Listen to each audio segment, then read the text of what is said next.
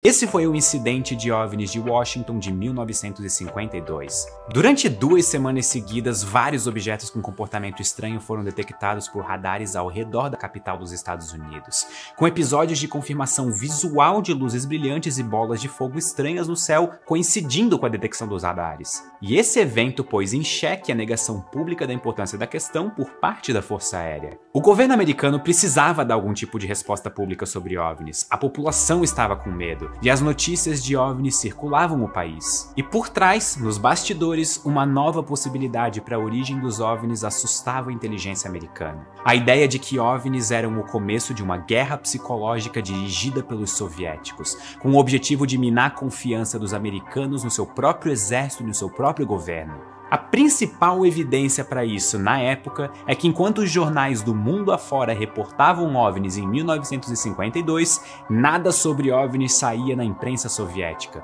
o que indicava censura por parte do governo soviético. A ideia então era que a União Soviética estava criando essas observações de alguma forma para causar medo na população e reduzir a confiança dos militares nos seus sistemas de defesa, enquanto censurava reportagens sobre isso internamente para se blindar desses efeitos. E só para deixar claro, nos anos seguintes essa hipótese foi perdendo força e se tornando cada vez menos provável. OVNIs eram um fenômeno global e também eram observados na União Soviética sem explicação aparente. Mas em 1952 a hipótese da guerra psicológica era séria o suficiente para fazer com que as lideranças do exército americano decidissem agir em torno dela. Então, depois do caso dos OVNIs de Washington de 1952, a atitude do exército sobre OVNIs passou a ter como foco primário minimizar o medo na população e blindar ela de algum tipo de ataque psicológico por parte dos soviéticos.